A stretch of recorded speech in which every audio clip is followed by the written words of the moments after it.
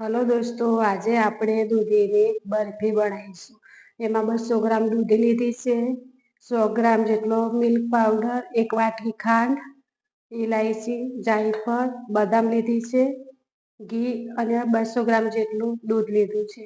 હવે આપણે છાલ ઉતારી લઈશું. હવે આપણે દૂધીને છીણી લઈશું.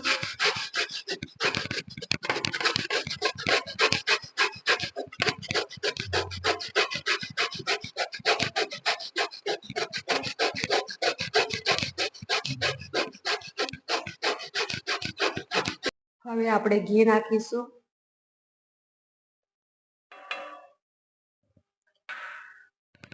ઘીને થોડું ગરમ થવા દઈશું.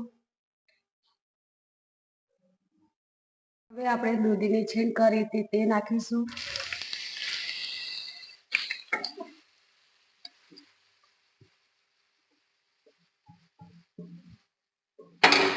હવે આને હલાવતા રહીશું.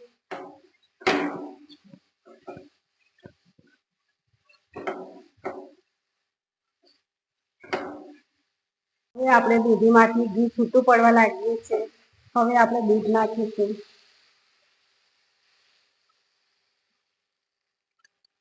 દૂધ નાખ્યા પછી 5 મિનિટ સુધી એને બળવા દઈશું.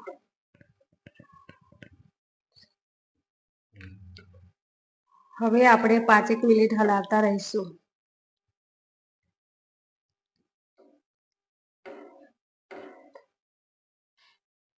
દૂધ થોડું બળવા લાગે પછી ખાંડ નાખીશું. ત્યાં સુધી સતત હલાવતા રહીશું.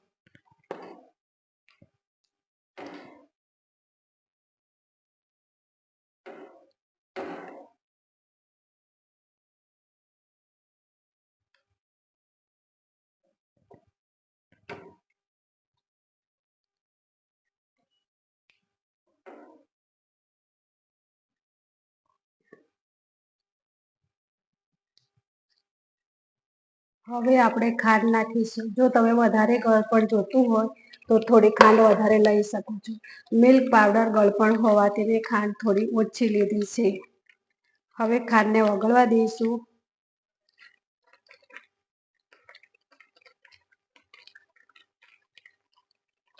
ખાંડ ઓગળે એટલે એનું પાણી થાય એ થોડું બળવા દઈશું.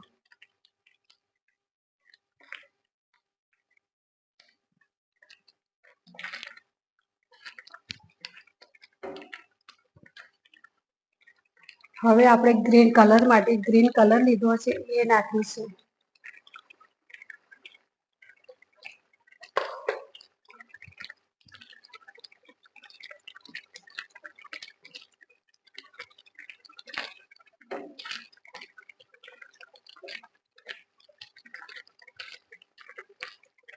હવે આપણે મિલ્ક પાવડર લીધો છે એ નાખીશું. હવે ગાંઠો ના પડે તે માટે સતત હલાવતા રહીશું.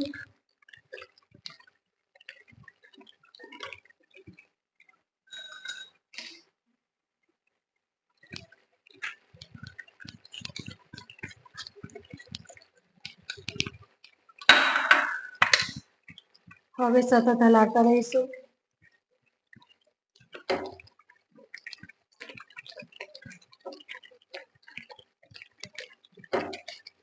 જો તમે મિલ્ક પાવડર નાખો તો ગાંઠો ના વાળવો જોઈએ.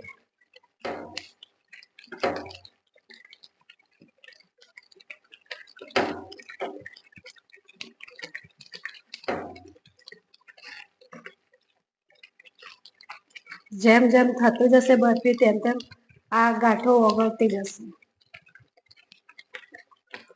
સરસ રીતે મિક્સ કરી લઈશું.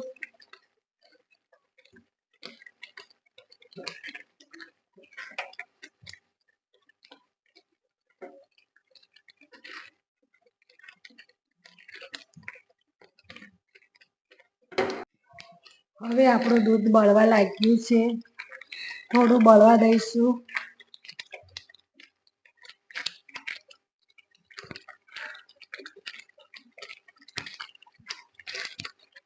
હજી 2 મિનિટ સુધી બળવા દઈશું. થોડું તાસળે ના ચોટે તે માટે સતત હલાવતા રહીશું.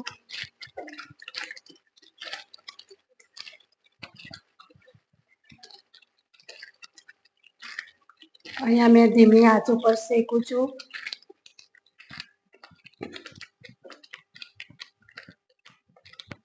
હવે થોડું દૂધ બળી જવા દઈશું.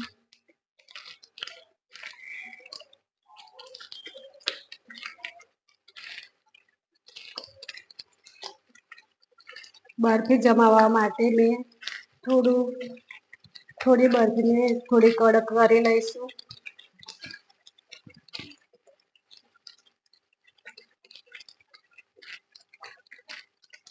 તમે જોઈ શકો છો કે આપણી બરફી સરસ થઈ ગઈ છે.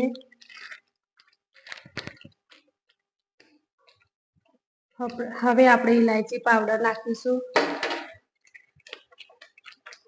સ્વાદ માટે જાયફળ નાખીશું.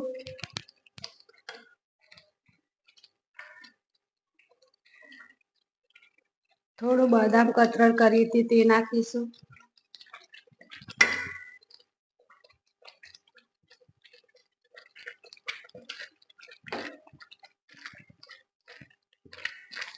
હવે આપણી બરફી સરસ થઈ ગઈ છે. કલાક માટે ફ્રીજમાં મૂકી દઈશું. ગેસ બંધ કરી દઈશું.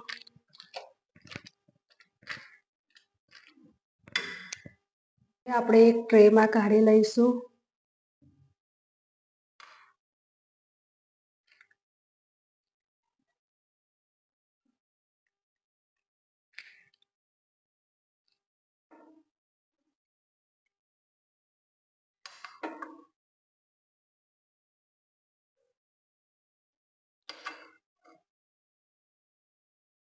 હવે આપણે ઉપરથી બદામ નાખીશું. કલાક માટે ફ્રીઝરમાં મૂકશું.